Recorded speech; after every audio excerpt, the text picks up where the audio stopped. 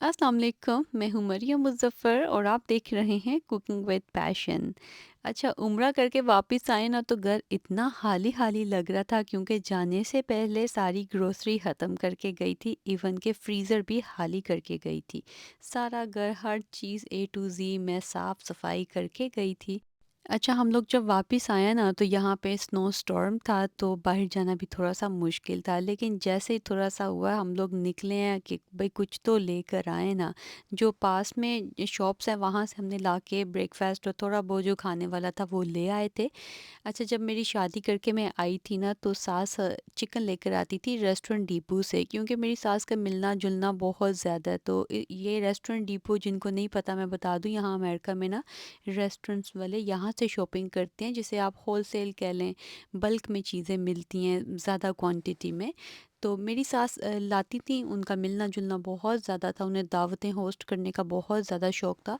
तो वो जिस तरह से लाती थी उसी तरह से उनका यूज़ भी हो जाता था, पता ही नहीं चलता था। लेकिन फिर जब मैं अलग हुई तो फिर मैंने यहाँ जाना छोड़ दिया, अभी काफ़ी सालों के बाद मैं आई हूँ। तो लेकिन यहाँ से मुझे कुछ ज़्यादा नहीं चाहिए था, बच्चों के लिए नगेट्स और चिकन चाहिए था। मीट मतलब कि जो बीफ या फिर गोट होता है वो मैं यहाँ से नहीं लेती हूँ। यहाँ जब मैं नई-नई आई थी तब तो गोट मिलता भी नहीं था, बाद में कुछ टाइम के बाद आना स्टार्ट हुआ था तो एक दफ़ा तब मैंने ट्राई किया था लाके। तो बहुत गंदी स्मेल होती है, बिल्कुल अच्छा नहीं होता, क्योंकि बड़े साइज़ के जो गोट होती है ना बकरे, उनके अंदर थोड़ी-सी स्मेल होती है। तो मैं हमेशा बेबी गोट लाती हूँ पाकिस्तानी या फिर अरबी स्टोर से। अरबी स्टोर पे मैं गई थी लेकिन मैंने ना वहाँ की वीडियो नहीं बनाई, क्योंकि वहाँ पे ज़्यादातर ख़वातीन मेरी तरह हिजाबी होती हैं, हिजाब में होती हैं। तो अपनी प्राइवेसी के साथ मैं दूसरों की भी प्राइवेसी का ख़्याल करती हूँ। ऐसी जगह पे मुझे मुनासिब नहीं लगा, लेकिन फिर कभी जाऊँगी तो मैं आपको मीट कोशिश करूँगी कि दिखाऊँ कि वहाँ से मैं किस तरह से मीट लेती हूँ। बोनलेस भी मैं यहाँ से नहीं लेती। अगर आप लोग देख रहे हैं जो यहाँ जाते हैं रेस्टोरेंट डिपो, आप मुझे बताएँगे कि आप लोग भी यहाँ से गोट लेते हैं या फिर बोनलेस ब्रेस्ट और थाई लेते हैं? मुझे यहाँ का बोनलेस बिल्कुल नहीं पसंद, क्योंकि बहुत बड़े-बड़े साइज़ का होता है। तो बेसिकली होल चिकन चाहिए था, नगेट्स चाहिए थे, चिकन पैटी चाहिए थी और लेग एंड थाई मैंने कहा था अच्छा मिल गया तो ले लेंगे। यहाँ पे सी फूड भी था और फ़िश भी थी। बहुत सारी चीज़ें थी जो रेस्टोरेंट्स में यूज़ होती हैं, लेकिन मुझे इतना कुछ नहीं चाहिए था। अच्छा, दावतें ना मैं खुद भी बहुत ज़्यादा होस्ट करती रही हूँ, मतलब कि मैंने इतनी दावतें अरेंज की हैं ना कि शायद ही अमेरिका में किसी ने इतनी दावतें अरेंज की हो या सोशल मीडिया पे आपने किसी को इतनी दावतें अरेंज करते देखा हो। मतलब कि बहुत ज़्यादा गैदरिंग करते थे मेरे हस्बैंड। 1 साल हो गया, बहुत कम कर दिया, क्योंकि जब आप दावत करते हैं ना तो दावत सिर्फ़ 1 दिन की नहीं होती है। मेरा जो एक्सपीरियंस है, मैं 15-15, 20-20 डिशेस 80, 100 लोगों तक की दावत अरेंज कर चुकी हूँ। मस्जिद में इफ्तारियाँ बना-बना के 100-100 लोगों से ज़्यादा के खाने, मतलब कि देगों जितने खाने पका चुकी हूँ। वो भी ये नहीं कि बस 1 डिश, कम से कम भी मैंने अगर इफ्तारी के लिए मस्जिद में कुछ भेजा तो 10 से 12 डिशेस। एक तो व्लॉग भी आपके साथ में शेयर कर चुकी हूँ, लेकिन ज़्यादा नहीं मैं शेयर करती, फिर मुझे डाँट पड़ती है कि नज़र लग जाएगी। तो इसलिए मैं इस तरह के व्लॉग ज़्यादा नहीं शेयर करती हूँ।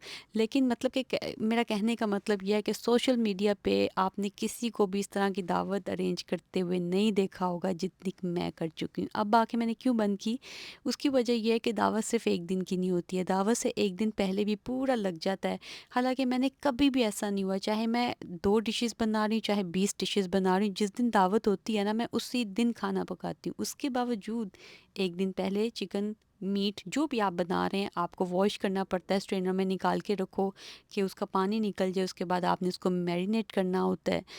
इस तरह मतलब कि एक दिन आपका दावत से पहले पूरा लग जाता है। फिर आपने घर की क्लीनिंग भी करनी होती है, घर आप जितना मर्ज़ी साफ़ करो, दावत से पहले आपको डीप क्लीनिंग करनी पड़ती है, छोटे-छोटे बहुत से काम होते हैं।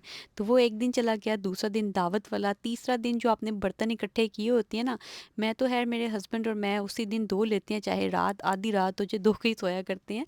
लेकिन नेक्स्ट डे फिर आप बर्तन समेटते हैं, फिर घर की क्लीनिंग करते हैं, तो 3 दिन हो गए। और उस दिन ख़ैर आप लेफ़्ट ओवर ही खाते हैं, आप उस दिन कुक तो नहीं करते, तो चलो नेक्स्ट डे कुक नहीं करना पड़ता, लेकिन उसके अगले दिन भी आपके जिस्म में इतनी हिम्मत नहीं होती है, तो कम से कम भी 4 दिन लगते हैं एक दावत अरेंज करने में। दावत होस्ट करना इतना आसान काम नहीं होता है, ठीक है?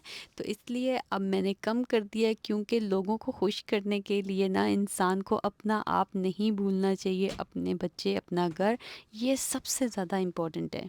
बात ग्रोसरी की हो रही थी और कहाँ दावत तक पहुँच गई, मुझे खुद भी पता नहीं चला। ख़ैर, आप जहाँ शॉपिंग करने जाओ ना, एक शॉप से आप कभी भी शॉपिंग नहीं करते। पहले मैं रेस्टोरेंट डिपो गई, वहाँ से मैं देसी स्टोर पे गई, मैंने मसाले लेने थे, जो पाकिस्तानी शॉप होती है। सब्ज़ी कोई थी नहीं फ्रेश, क्योंकि मैंने बताया कि स्नो स्टॉर्म था।